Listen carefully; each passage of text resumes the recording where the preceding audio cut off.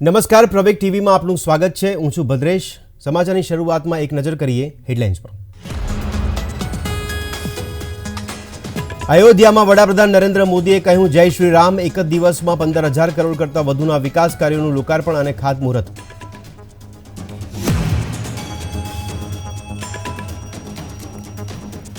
મહર્ષિ Valmiki international એરપોર્ટનું PM મોદીના હસ્તે ઉદ્ઘાટન થયું. ટર્મિનલ બિલ્ડિંગનું 6,500 ચોરસ મીટરનું ક્ષેત્રફળ, આશરે 10 લાખ મુસાફરોનું વહન કરવાની ક્ષમતા. મહીસાગરમાં ગૃહ રાજ્યમંત્રી હર્ષ સંઘવીએ લીધી સામાન્ય માણસો સાથે ચાની ચુસ્કી. લુણાવાડામાં એસટી વર્કશોપનું કર્યું ઉદ્ઘાટન.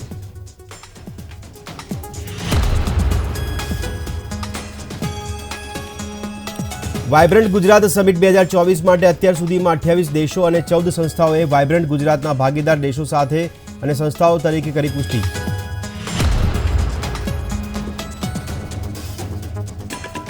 દક્ષિણ આફ્રિકામાં નેટ પ્રેક્ટિસ દરમિયાન શાર્દુલ ઠાકુર ઇજાગ્રસ્ત, નેટ પ્રેક્ટિસ પણ ન કરી શક્યો.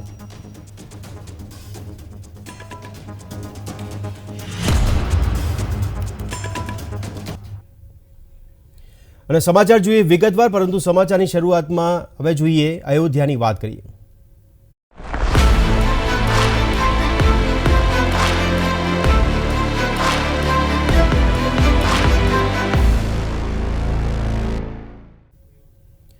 તો વડાપ્રધાન નરેન્દ્ર મોદીએ અયોધ્યાને 15,000 કરતાં વધુના કરોડના વિકાસ કાર્યોનું લોકાર્પણ અને ખાતમુહૂર્ત કર્યું હતું. તેમણે કહ્યું હતું કે ભારત દેશ વિકાસની જે ગતિએ આગળ વધી રહ્યો છે તેને કોઈ રોકી શકશે નહીં. તેમણે કહ્યું હતું કે રામ મંદિરનું નિર્માણ એ સૌથી મોટો સંકલ્પ હતો અને તે હવે પૂર્ણ થવા જઈ રહ્યો છે. લોકોને રામ મંદિરના કાર્યક્રમના દિવસ બાદ અયોધ્યા આવવા અપીલ કરવામાં આવી હતી. मुझे अयोध्या नगरी में ही एक और सौभाग्य प्राप्त हुआ है. आज मुझे खुशी है ये बताते हुए कि उज्ज्वला गैस कनेक्शन की 10 करोड़वीं लाभार्थी बहन के घर मुझे जाकर के चाय पीने का मौका मिला. जब 1 मई 2016 को हमने यूपी के बलिया से उज्ज्वला योजना शुरू की थी तो कोई कल्पना भी नहीं कर सकता था कि ये योजना सफलता की इस ऊंचाई पर पहुंचेगी. इस योजना ने करोड़ों परिवारों का, करोड़ों माताओं बहनों का जीवन हमेशा के लिए बदल दिया है. उन्हें लकड़ी के धुएं से मुक्ति दिलाई है. साथियों, हमारे देश में गैस कनेक्शन देने का काम 60-70 साल पहले शुरू किया गया था, 6-7 दशक पहले. लेकिन 2014 तक हालत ये थी कि 50-55 साल में सिर्फ 14 करोड़ गैस कनेक्शन ही दिए जा चुके थे. यानी 5 दशक में 14 करोड़, जबकि हमारी सरकार ने 1 दशक में 18 करोड़ नए गैस कनेक्शन दिए हैं.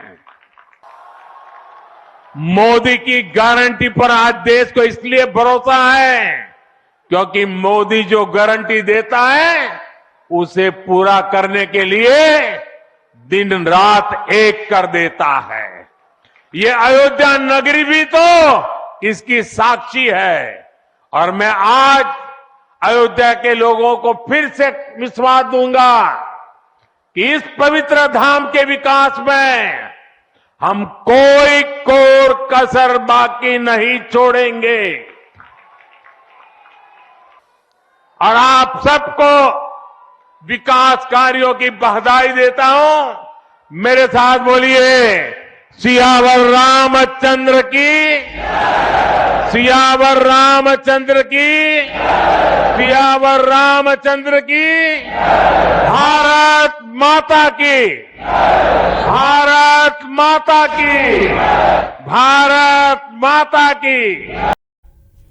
વડાપ્રધાન નરેન્દ્ર મોદીએ અયોધ્યામાં વિકાસ કાર્યોની ભેટ આપ્યા બાદ સંબોધન કર્યું હતું. તેમણે કહ્યું હતું કે ભારત પુરાતન અને આધુનિક વિરાસતને ધ્યાનમાં રાખીને આગળ વધી રહ્યું છે. ભારત આજે વૈશ્વિક સ્તરે પોતાની સિદ્ધિઓ હાંસલ કરી રહ્યું છે। दुनिया में कोई भी देश हो, अगर उसे विकास की नई ऊंचाई पर पहुंचना है तो उसे अपनी विरासत को संभालना ही होगा।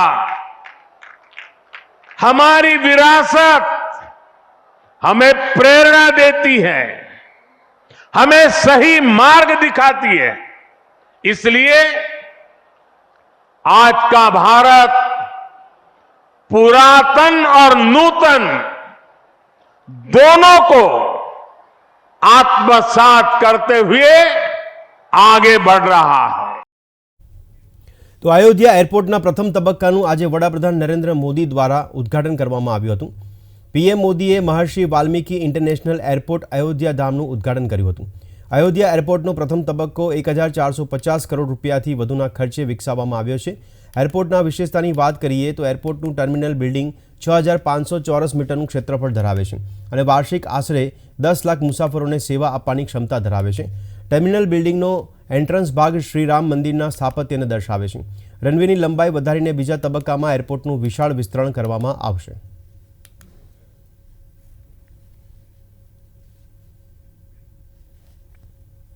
વડાપ્રધાન નરેન્દ્ર મોદીએ અયોધ્યાથી 2 અમૃત ભારત એક્સપ્રેસ અને 6 નવી વંદે ભારત ટ્રેનોને લીલી ઝંડી બતાવી હતી। તેમણે નવી શૈલીમાં બનેલા અયોધ્યા ધામ જંકશન રેલવે સ્ટેશનનું ઉદ્ઘાટન પણ કર્યું હતું। પીએમ મોદીએ વિડીયો કોન્ફરન્સિંગ દ્વારા 6 વંદે ભારત ટ્રેનનું ઉદ્ઘાટન કર્યું। અમૃત ભારત ટ્રેનની શરૂઆત પહેલાં પીએમ મોદીએ ટ્રેનની અંદર વિદ્યાર્થીઓ સાથે મુલાકાત કરી અને વાતચીત કરી હતી। તો વડાપ્રધાન નરેન્દ્ર મોદી આજે ઉત્તર પ્રદેશના અયોધ્યામાં અનેક વિકાસ પ્રોજેક્ટ્સનું ઉદ્ઘાટન કર્યું છે। અયોધ્યામાં નાગરિક સુવિધાઓમાં સુધારો કરવા અને વિશ્વસ્તરીય ઇન્ફ્રાસ્ટ્રક્ચર વિકસાવવા માટે રૂપિયા 11,100 કરોડથી વધુના પ્રોજેક્ટનું પીએમ લોકાર્પણ તેમજ ખાતમુહૂર્ત કરવામાં આવ્યું છે। ઉત્તર પ્રદેશમાં રેલ ઇન્ફ્રાસ્ટ્રક્ચરને મજબૂત કરવા માટે પીએમ 2,300 કરોડ રૂપિયાના 3 રેલવે પ્રોજેક્ટ રાષ્ટ્રને સમર્પિત કર્યા છે। ત્યારે રામ મંદિરની સુલભતા વધારવા માટે વડાપ્રધાને અયોધ્યામાં 4 નવા પુનઃ વિકસિત પહોળા અને બ્યુટીફાઈડ રસ્તાઓ રામપથ, ભક્તિપથ, ધર્મપથ અને શ્રીરામ જન્મભૂમિ પથનું ઉદ્ઘાટન કર્યું। વડાપ્રધાન નરેન્દ્ર મોદીએ આજે એક દિવસીય અયોધ્યાની મુલાકાતે હોય ત્યારે તેમણે અયોધ્યામાં એક રોડ શો પણ યોજ્યો। આ રોડ શો દરમિયાન 50 સ્થળોએ પીએમનું સ્વાગત કરવામાં આવ્યું અને તેમના પર ફૂલોની વર્ષા કરવામાં આવી। 21 સંસ્કૃત શાળાના 500 વૈદિક વિદ્યાર્થીઓ વેદ મંત્રો અને શંખનાદ સાથે પીએમનું સ્વાગત કરવા પહોંચ્યા હતા। રોડ શોના સ્થળોને ફૂલોથી શણગારવામાં આવ્યું હતું। ડ્રોન દ્વારા શહેર પર નજર રાખવામાં આવી રહી હતી। વડાપ્રધાન નરેન્દ્ર મોદીના રોડ શો દરમિયાન કલાકારોએ પરંપરાગત નૃત્ય અને લોકગીતો સાથે તેમનું સ્વાગત કર્યું હતું। વડાપ્રધાનના સ્વાગત માટે કડક સુરક્ષા વ્યવસ્થા કરવામાં આવી હતી। શહેરને ફૂલોથી શણગારવામાં આવ્યું હતું। વિવિધ સ્થળોએ સ્તંભો પર ભગવાન રામના ચિત્રો પણ બનાવવામાં આવ્યા હતા। પીએમ મોદીના મોટા મોટા પોસ્ટરો અયોધ્યામાં અનેક મુખ્ય સ્થળો પર લગાવવામાં આવ્યા, જ્યારે નવા બનેલા રેલવે સ્ટેશનની બહાર ભગવાન રામના કટઆઉટ પણ લગાવવામાં આવ્યા હતા।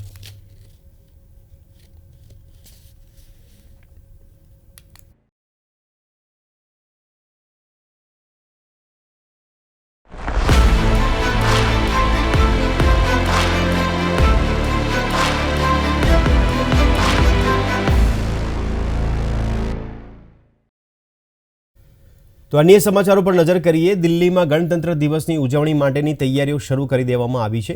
શહેરમાં કડકડતી ઠંડી વચ્ચે પણ સેનાના જવાનો ગણતંત્ર દિવસની પરેડ માટે રિહર્સલમાં વ્યસ્ત જોવા મળ્યા હતા। મહત્વનું છે કે હવામાન વિભાગે દિલ્હીમાં કોલ્ડ ડે એલર્ટ જારી કર્યું છે। આગામી 2 દિવસ દિલ્હી એનસીઆરમાં ખૂબ ગાઢ ધુમ્મસ જોવા મળી શકે છે।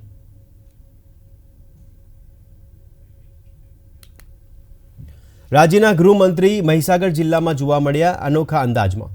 લુણાવાડા ચોકડી પર ગૃહમંત્રીએ ચાની ચૂસકી લીધી હતી અને અનેક સામાન્ય માણસો સાથે બેસીને તેમણે ચાની ચૂસકી લીધી હતી। લુણાવાડા એસટી વર્કશોપના લોકાર્પણ કાર્યક્રમમાં બસમાં બેસીને ગૃહમંત્રીએ ચોકડી સુધી સફર કરી હતી। લુણાવાડા ચોકડી પર આવીને જાહેરમાં ચાની ચૂસકી લીધી હતી। ગૃહમંત્રી હર્ષ સંઘવી, શિક્ષણ મંત્રી ડોક્ટર કુબેર ડિંડોર, પંચમહાલ સાંસદ રતનસિંહ રાઠોડ સહિતના રાજકીય નેતાઓએ ચાની ચૂસકી લીધી હતી। ગુજરાત ગેટવે ટુ ધ ફ્યુચરની થીમ સાથે આગામી વાઇબ્રન્ટ ગુજરાત ગ્લોબલ સમિટ 2024ના 10મા સંસ્કરણ માટે સજ્જ થઈ રહ્યું છે। અત્યાર સુધીમાં 28 દેશો અને 14 સંસ્થાઓએ જાન્યુઆરી 2024માં યોજાનારી વાઇબ્રન્ટ સમિટ માટે અનુક્રમે ભાગીદાર દેશો અને ભાગીદાર સંસ્થાઓ તરીકે પુષ્ટિ કરી છે. આ ભાગીદાર દેશોમાં ઓસ્ટ્રેલિયા, બાંગ્લાદેશ, ચેક રિપબ્લિક, ઇજિપ્ત, એસ્ટોનિયા, ફિનલેન્ડ, જર્મની, Indonesia, Japan, Kenya, Malaysia, Malta, Morocco, Mozambique, Nepal, Netherland, Norway, Thailand, Korea Republic, Rwanda, Singapore, Tanzania, Thailand, UAE, United Kingdom, Uruguay, Ghana અને વિયેતનામનો સમાવેશ થાય છે. તો ગુજરાત વિધાનસભાનું ચોથું સત્ર 1 ફેબ્રુઆરીથી 29મી ફેબ્રુઆરી સુધી સમગ્ર મહિના દરમિયાન ચાલશે, જેમાં વિધાનસભામાં રાજ્ય સરકાર બજેટ રજૂ કરશે, જ્યારે કામકાજના કુલ 24 દિવસોમાં કુલ 26 બેઠકો મળશે. વિધાનસભાના ચોથા સત્રને લઈને વિધાનસભા અધ્યક્ષ શંકરભાઈ ચૌધરીએ જણાવ્યું હતું કે વિધાનસભામાં બજેટ સત્રને લઈને તૈયારીઓ શરૂ કરવામાં આવી છે. 1 ફેબ્રુઆરીથી 29મી ફેબ્રુઆરી દરમિયાન ગુજરાત વિધાનસભા ચાલશે. ખાસ કરીને કામકાજ માટેના જે દિવસો નક્કી કર્યા છે, રજાના દિવસો સિવાય, તે બધા દિવસોની અંદર કામકાજ અહીંયા ચાલશે. 2 દિવસ દરમિયાન 2 સત્ર, બાકી બધામાં એક સત્ર માટેનું અત્યારે હાલ આયોજન કરવામાં આવ્યું છે. શરૂઆતમાં 3 દિવસ ચર્ચાઓ, જે રાજ્યપાલશ્રીના ભાષણ અને તેના ઉપરની જે ચર્ચાઓ ચાલશે તેમાં 3 દિવસ, 4 દિવસ બજેટ ઉપરની જે ચર્ચાઓ છે તે થશે અને 12 દિવસ વિવિધ વિભાગોની માગણીઓ ઉપરની ચર્ચાઓ છે તેની ચર્ચા વિધાનસભાની અંદર થશે. 2 ફેબ્રુઆરીના રોજ બજેટની રજૂઆત વિધાનસભાની અંદર કરવામાં આવશે. આમ કુલ મિલાવીને વિધાનસભાના સત્રની શરૂઆત પૂરો ફેબ્રુઆરી મહિનો 1 થી 29મી દરમિયાન કામકાજના જે દિવસો છે તે દરમિયાન કામકાજ ચાલુ રહેશે. આજે ગૃહમંત્રી અમિત શાહ ગુજરાતની મુલાકાતે છે, ત્યારે તેમણે સદગુરુ માધવપ્રિયદાસજી સ્વામીની અધ્યક્ષતામાં એસજીવીપી ગુરુકુળમાં ચાલી રહેલ સ્મૃતિ મહોત્સવમાં હાજરી આપી હતી અને સદગુરુ પુરાણી બાલકૃષ્ણદાસજી સ્વામીના આશીર્વાદ લીધા હતા. તેમણે જણાવ્યું કે આજે મને અહીં આવીને ઘરે આવ્યાનો આનંદ થયો છે. રાજનીતિમાં આવ્યો એ પહેલાં ગુરુકુળના બાલકૃષ્ણદાસજી સ્વામી સાથે જોડાયેલો છું.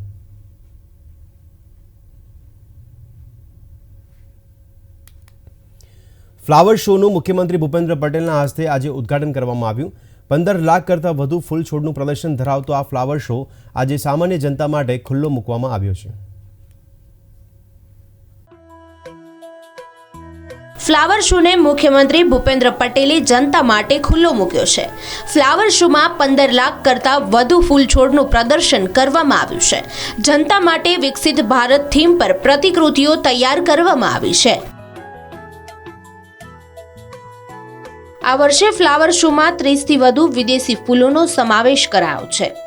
પીટુનિયા જેવી ફૂલની જાતિના 7 લાખથી વધુ રોપાથી 400 મીટર લાંબુ સ્કલ્પચર બનાવાયું છે. આ ઉપરાંત વિમકા, ગજિનિયા, એસ્ટર, તોરણિયા, પાઇન્સેટિયા, જરબેરા, ડેલિયા જેવા 15 લાખથી વધુ ફૂલ છોડના રોપા અહીં રાખવામાં આવ્યા છે. આ ફ્લાવર શોમાં શહેરના લાખો નગરજન અહીંયા આનંદ માણશે. સાથે સાથે આ ફ્લાવર શોને 400 મીટરની લંબાઈમાં ફ્લાવર સ્ટ્રક્ચર બનાવવામાં આવ્યું છે. ફ્લાવર શોમાં વડનગરના તોરણની પ્રતિકૃતિનું આકર્ષક પ્રવેશદ્વાર બનાવવામાં આવ્યું છે. આ ઉપરાંત વાઇબ્રન્ટ ગુજરાત, નવું સંસદ ભવન, પિકાચુ કાર્ટૂન કેરેક્ટર, મોઢેરા સૂર્ય મંદિર, 7 ઘોડા જેવા આકર્ષણો પણ મૂકવામાં આવ્યા છે. ચંદ્રયાન, મહિલા સશક્તિકરણ તેમજ ઓલિમ્પિકની વિવિધ થીમો અને પ્રતિકૃતિ અહીં જોવા મળી રહી છે.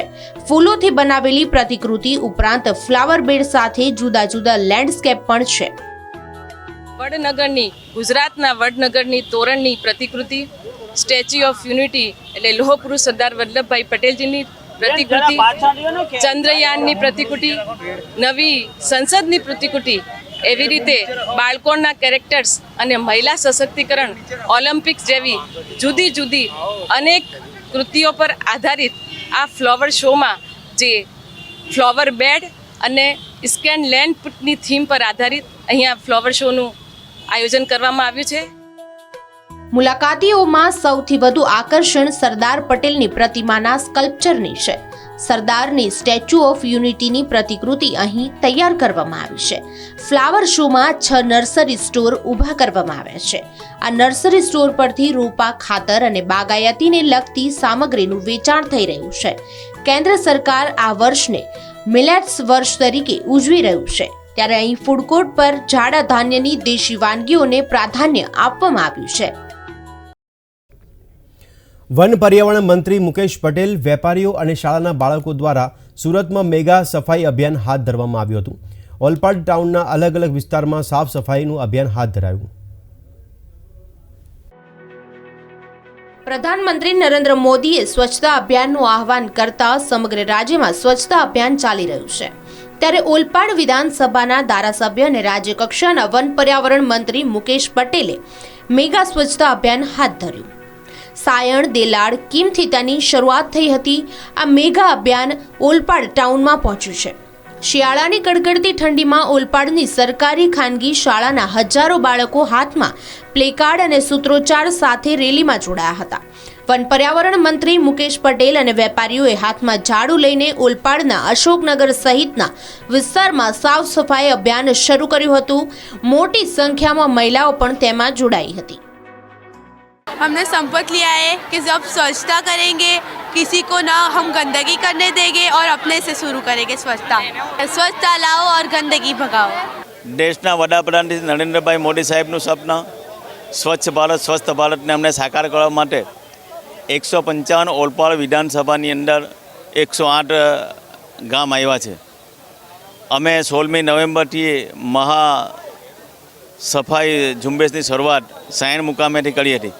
આજે સમગ્ર ઓલપાડના 88 જેટલા ગામોની અમે સંપૂર્ણ સફાઈ કરી છે. લગભગ 8 થી 10 જેટલા સ્કૂલના બાળકો અલગ અલગ ગલીઓમાં જઈને એમણે સ્વચ્છતાનો સંદેશ આજે પ્લે કાર્ડ મારફતે બધા સ્વચ્છતાનો સંદેશમાં ફેલાવ્યો છે. દેશના વડાપ્રધાન નરેન્દ્રભાઈ મોદી સાહેબના સપનાને સાકાર કરવા માટે 155 ઓલપાડના તમામ લોકો સાથે અમે જોડાયા છે. હાલ આ સફાઈ અભિયાન ઓલપાડ તાલુકાના 108 ગામોમાંથી 88 જેટલા ગામોમાંથી પસાર થઈ ગયું છે અને તે ગામોમાં સફાઈ પણ કરી દેવામાં આવી છે. 2 જાન્યુઆરી સુધીમાં આ અભિયાન ઓલપાડ વિધાનસભા મત વિસ્તારના તમામ ગામોમાં ચાલુ રહેશે. પ્રવેગ ટીવી, સુરત. સૌરાષ્ટ્રનું મિની ગોવા એટલે દીવમાં નવા વર્ષની ઉજવણી માટે દેશભરમાંથી પ્રવાસીઓ પહોંચી રહ્યા છે. આવો જાણીએ શું કહે છે સહેલાણીઓ.